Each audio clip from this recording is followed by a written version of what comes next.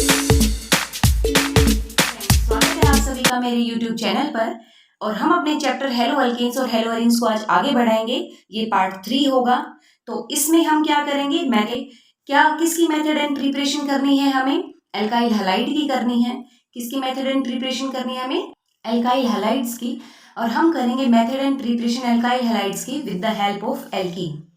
तो देखिए एल्कीन क्या होती है, जिसमें आपका कैसा बॉन्ड हो, डबल बॉन्ड हो।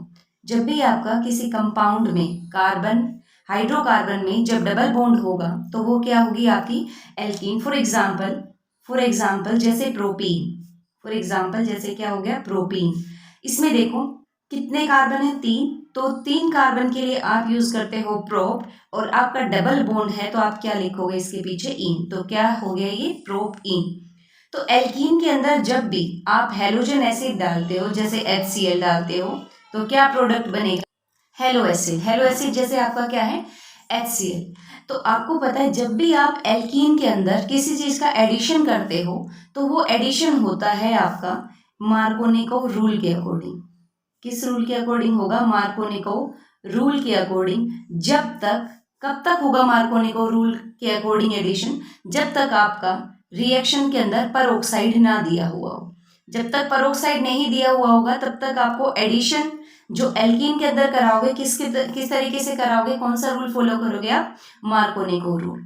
आपको मार्कोनिकोव रूल फॉलो करना है जब भी आप एल्कीन के अंदर किसी भी रिएजेंट को आप ऐड करोगे। तो अब ये मार्कोनिकोव रूल क्या है, तो मार्कोनिकोव रूल ये कहता है कि आपके पास रिएजेंट है, आपके पास क्या है रिएजेंट, उस रिएजेंट के अंदर एक आपका पॉजिटिव पार्ट होगा और एक आपका नेगेटिव पार्ट होगा। रिएजेंट के अंदर एक पॉजिटिव पार्ट होगा, एक कैसा होगा नेगेटिव पार्ट।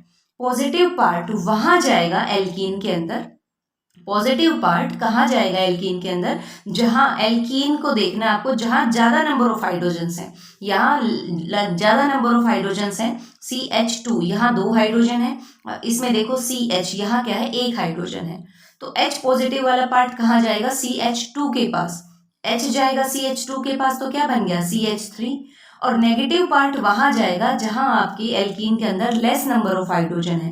अब इस एल्कीन के अंदर यहाँ क्या है CH है, तो यहाँ लेस नंबर ऑफ हाइड्रोजन है, तो नेगेटिव पार्ट कहाँ जाएगा, इस कार्बन पर। तो देखो किसकी फॉर्मेशन हो जाएगी, आप मार्कोनिकोव रूल को फॉलो कराओ, क्या बनेगा आपका, क्या बनेगा CH3। अब CH के पास क्या चला गया है, नेगेटिव पार्ट, जिसकी वजह से यहाँ CH जुड़ गया है। अब डबल बॉन्ड, और इस CH2 के पास क्या गया है भाई H, तो क्या बन गया आपका, ये डबल सिंगल में कन्वर्ट हो गया है, और ये क्या बन गया CH3। किसकी फॉर्मेशन होगी आपकी, एल्काइल हैलाइड्स की, एल्काइल हैलाइड की फॉर्मेशन हो गई। इसको हम दूसरा जनरल नाम क्या बोलते हैं, इसको हेलो एल्केन, मतलब ऐसा एल्केन जिसके अंदर क्या अटैच्ड है, हेलोजन। तो इस तरीके से आपको एल्कीन से क्या बनाना है, एल्काइल हैलाइड। एल्कीन से किसकी फॉर्मेशन हो गई, एल्काइल हैलाइड की। बट यदि आपके पास ऐसा इस तरीके से रिएजेंट है जिसमें पेरोक्साइड दिया हुआ हो, जैसे CH3 CH double bond CH2, alkene है आपके पास, और आपने क्या एडिशन कर दिया, पेरोक्साइड का। किसका एडिशन कर दिया, पेरोक्साइड का। पेरोक्साइड होगा तब आपके पास आपको मिलेगा HBr और पेरोक्साइड दोनों का इफेक्ट जो है वो बनाता है आपका anti Markovnikov rule, anti Markovnikov rule. ठीक है, मतलब जब भी आपको पेरोक्साइड दिखेगा तो उसके साथ HBr दिखेगा, HCl नहीं दिखेगा, HI नहीं दिखेगा। तो HBr होगा, उसके साथ ही आपको पेरोक्साइड मिलेगा। और जब भी आपको पेरोक्साइड मिलेगा तो आपको कौन सा रूल फॉलो कराना है, एंटी मार्कोनिकोव रूल। अब ये रूल क्या है भाई, ये रूल है जस्ट अपोजिट मार्कोनिकोव रूल के अकॉर्डिंग। मार्कोनिकोव क्या कहता है कि जो रिएजेंट है उसमें एक पॉजिटिव पार्ट होगा, एक नेगेटिव पार्ट होगा। तो पॉजिटिव पार्ट कहाँ जा रहा था मार्कोनिकोव के अकॉर्डिंग, जहां ज्यादा नंबर ऑफ हाइड्रोजन्स है, और नेगेटिव पार्ट कहाँ जाएगा, जहां लेस नंबर ऑफ हाइड्रोजन है। तो एंटी मार्कोनिकोव इससे अपोजिट है, पॉजिटिव पार्ट वहां जाएगा जहां लेस नंबर ऑफ हाइड्रोजन है, नेगेटिव पार्ट वहां जाएगा जहां लार्ज नंबर ऑफ हाइड्रोजन है। तो देखो क्या बनेगा इससे आपका प्रोडक्ट, ये क्या बना CH3 तो एजिटीज रहा, CH के पास कौन गया है H, क्योंकि इसमें यहाँ पर आपके पास लेस नंबर ऑफ हाइड्रोजन है, तो ये क्या बन गया CH2। और CH2 इसके पास कौन गया है भाई Br, इसके पास कौन गया है Br, तो एंटी मार्कोनिको के अकॉर्डिंग आपका ये वाला जो प्रोडक्ट होगा ये मेजर प्रोडक्ट हो जाएगा। तो इस तरीके से आपको एल्कीन के अंदर एडिशन कराना है और इस एल्कीन के अंदर एडिशन से आपको क्या बनाना है, एल्काइल हैलाइड। ठीक है, नेक्स्ट रिएक्शन देखिए, नेक्स्ट रिएक्शन है आपकी addition of halogen. Addition of halogen किसके अंदर एडिशन, एल्कीन के अंदर किसका एडिशन कराना है, हेलोजन्स का। तो एल्कीन, कोई भी आप एल्कीन ले लीजिए, कोई भी आपके पास एल्कीन है उसके अंदर आपको एडिशन कराना है हेलोजन का। हेलोजन जैसे Br2, BrCl, तो आपने यहाँ लिया है Br2। इसके लिए आपको एक रिएजेंट की जरूरत पड़ेगी जो है कि CCl4, कार्बन टेट्राक्लोराइड। अब ये क्या करेगा, ये है Br2 CCl4 ब्रोमीन टेट्राक्लोराइड। अब ये जो Br2 CCl4 जैसे ही इस एल्कीन के अंदर ऐड होगा तो क्या बनाएगा, कार्बन। अब 2 बॉन्ड थे इसके, तो 2 बॉन्ड एज इट इज। अब तीसरा कैसे आया, ये ब्रोमीन यहाँ अटैच हो गया। जो Br2 है वो अटैच हो जाता है डबल बॉन्ड के अक्रॉस। Br2 जो है वो डबल बॉन्ड के अक्रॉस ऐड हो जाता है। तो 2 बॉन्ड तो थे इसमें और एक Br यहाँ पर अटैच हो गया। तो इस टाइप से आपके पास ब्रोमीन बन गया है। अब देखो ये कैसा ब्रोमीन है भाई, देखो ये कैसा एल्काइल हैलाइड है आपके पास। देखो ये कार्बन है जिसके साथ हेलोजन अटैच है, उससे जस्ट नेक्स्ट वाला कार्बन है उसके पास क्या है, ब्रोमीन अटैच है। तो ऐसे हेलोजन्स को आप बोलते हो विसिनल। ऐसे हेलोजन एल्काइल हैलाइड को आप क्या बोलते हो भाई, विसिनल डाइहैलाइड्स। विसिनल डाइहैलाइड्स, क्योंकि कार्बन कार्बन जो एडजेसेंट है उनके पास, दोनों के पास क्या है, हेलोजन अटैच्ड है। तो ये क्या बन गया आपके पास, विसिनल डाइहैलाइड। आई थिंक आपको समझ में आया होगा। अब ये जो प्रोडक्ट बनता है ना आपका विसिनल डाइहैलाइड, ये होता है रेडिश ब्राउन कलर का। किस कलर का होता है, रेडिश ब्राउन कलर का। तो ये हमारा एक तरीके से टेस्ट हो गया। कैसा टेस्ट हो गया, अनसैचुरेशन को फाइंड आउट करने का। अनसैचुरेशन को फाइंड आउट करने का टेस्ट हो गया। अनसैचुरेशन क्या होता है भाई, अनसैचुरेशन होता है डबल बॉन्ड, कि जहां डबल बॉन्ड होगा वहां क्या होगी आपकी अनसैचुरेशन। डबल बॉन्ड को आप अनसैचुरेशन कहते हो। ठीक है, तो आपको यदि फाइंड आउट करना है कि किसी भी आपके पास रिएक्टेंट के अंदर अनसैचुरेशन है या नहीं है, तो आप कैसे फाइंड आउट करोगे, उस प्रोडक्ट के अंदर आप डाल दोगे Br2 + CCl4, और यदि वो एल्कीन होगी तो डबल बॉन्ड के अक्रॉस आपके पास ब्रोमीन ऐड हो जाएंगे और आपका कैसा कलर आ जाएगा, रेडिश ब्राउन कलर आ जाएगा। कैसा कलर आ जाएगा, रेडिश ब्राउन। यदि रेडिश ब्राउन कलर आया इट मीन्स तो वहां अनसैचुरेशन थी, और रेडिश ब्राउन कलर नहीं आया मीन्स अनसैचुरेशन प्रेजेंट नहीं थी। तो ये हमारा किसकी तरह काम आता है, अनसैचुरेशन टेस्ट की तरह भी काम आता है। तो अब आगे देखो आपकी एनसीईआरटी में क्या दिया हुआ है, ये प्रोडक्ट्स दिए हुए, ये वाले क्वेश्चंस दिए हुए हैं जिसमें आपको क्या बनाना है, रिएक्टेंट से प्रोडक्ट बनाना है। रिएक्टेंट से क्या बनाना है आपको, प्रोडक्ट। ये 3 क्वेश्चन दिए हुए हैं। देखो एल्कीन है और एल्कीन के अंदर एडिशन करना है। एल्कीन दी हुई है, एल्कीन के अंदर एडिशन दिया हुआ है। एल्कीन दी हुई है, उसके अंदर परऑक्साइड दिया हुआ है और HBr दिया हुआ है। तो आपको पहचान करनी आनी चाहिए कहाँ आपका मार्कोनिको रूल लगेगा और कहाँ एंटी मार्कोनिको रूल लगेगा।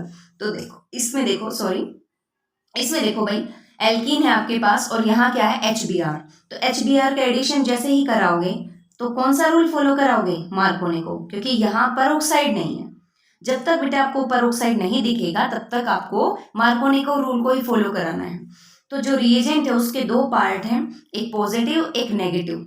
एक पॉजिटिव पार्ट है और एक कैसा पार्ट है, नेगेटिव। तो पॉजिटिव पार्ट एल्कीन के अंदर वहां जाएगा जहां आपके पास ज्यादा नंबर ऑफ हाइड्रोजन्स है। तो एक तो कार्बन आपके पास ये है और दूसरा कार्बन ये वाला है। तो इस कार्बन के पास तो 2 हाइड्रोजन है और इस कार्बन के पास सिर्फ 1 हाइड्रोजन है। तो पॉजिटिव पार्ट कहाँ जाएगा, इस वाले कार्बन पर, और नेगेटिव पार्ट कहाँ जाएगा, जहां आपके पास लेस नंबर ऑफ हाइड्रोजन है। तो नेगेटिव पार्ट कहाँ जाएगा, इस पर। तो देखो क्या बनेगा आपका फाइनल प्रोडक्ट, बेंजीन रिंग, इसके साथ अटैच्ड है कार्बन। अब इसके कार्बन के साथ अटैच्ड है हाइड्रोजन। यहाँ पे कौन गया है अभी, नेगेटिव वाला पार्ट, तो Br चला गया यहाँ। डबल बॉन्ड जो था वो सिंगल में कन्वर्ट हो गया है, क्योंकि कार्बन जो है वो तो 4 बॉन्ड ही फॉर्म कर सकता है ना, 4 से ज्यादा कभी भी नहीं। कार्बन आया, अब इसके पास क्या है, 2 हाइड्रोजन अटैच्ड हैं और 1 हाइड्रोजन कहाँ से आ गया, आपके रिएजेंट से आ गया। तो आपका ये वाला प्रोडक्ट आपका बन जाएगा। ठीक है, नेक्स्ट आप मेरे साथ करेंगे कॉपी पेन पे। देखो क्या है आपके पास, एल्कीन दी हुई है, कितने कार्बन है, 4 कार्बन है। तो 4 के लिए क्या यूज करोगे, ब्यूट, और फर्स्ट फर्स्ट पोजीशन पे क्या है, ईन, तो ब्यूट 1 ईन भी लिख सकते हो आप, सिंपली ब्यूटीन भी लिख सकते हो, क्योंकि जब फर्स्ट पोजीशन पर आपका ईन होता है तो आप उसको ब्यूटीन भी लिख सकते हो और 1 ईन नहीं लिखा वो अंडरस्टूड होगा कि आपका फर्स्ट पोजीशन पर है। ठीक है बच्चे। अब H पॉजिटिव और Cl नेगेटिव, इसमें भी रिएजेंट में 2 पार्ट होंगे, तो कोई पेरोक्साइड नहीं दिया हुआ तो आपको मार्कोनिको रूल लगाना है।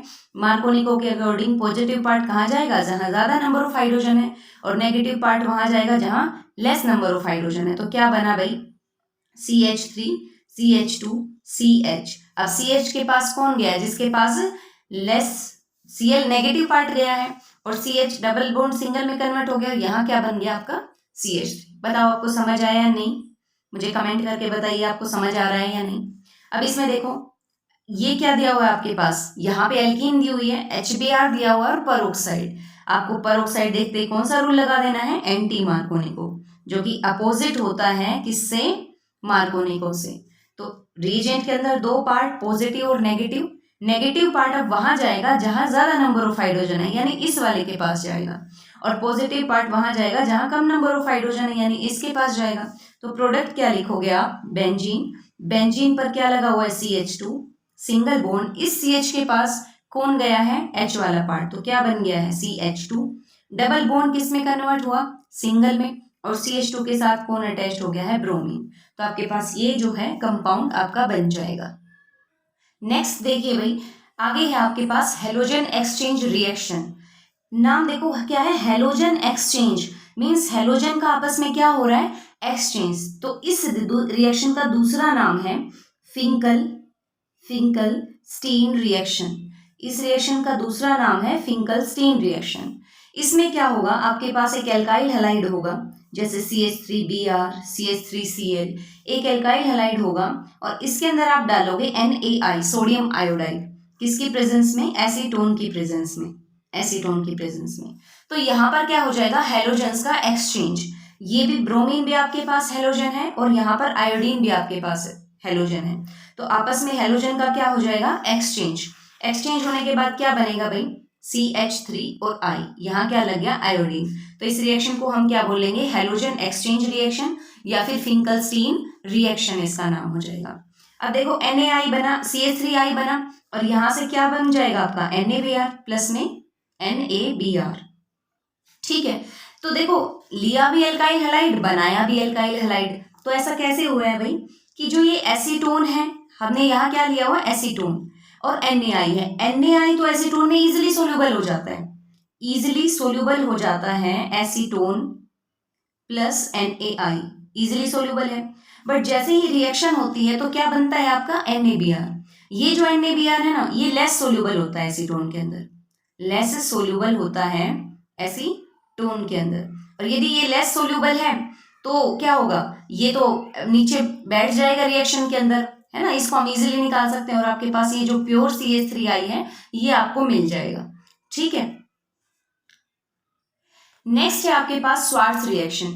स्वार्ट्ज रिएक्शन मेनली काम आती है आपके पास फ्लोरीन वाले हेलोजन को ऐड करने के लिए, कि जैसे आपके पास है CH3Br, और आपको बनाना है कि ब्रोमीन की जगह क्या आ जाए, फ्लोरीन, ब्रोमीन की जगह क्या आ जाए, फ्लोरीन। तो आप यूज करोगे इसके अंदर AgF यूज कर सकते हो, आप Hg2F2 यूज कर सकते हो। तो जैसे ही ये लोगे और इन दोनों में से कोई भी आप रिएजेंट लेते हो तो आपके पास फ्लोरिनेटेड एल्काइल हैलाइड बन जाता है, जिसके अंदर क्या ऐड होगा, फ्लोरीन। तो इस रिएक्शन का नाम होगा स्वार्ट्ज रिएक्शन। अब आगे देखिए, आपके एनसीईआरटी में आगे क्वेश्चंस दिए हुए हैं, इन टेक्स्ट क्वेश्चन। वो कैसे दिए हुए हैं भाई, देखो इसमें दिया हुआ है why sulphuric acid is not used during the reaction of alcohol with KI, कि आप सल्फ्यूरिक एसिड को क्यों यूज नहीं करते अल्कोहल की रिएक्शन किसके साथ, KI के साथ।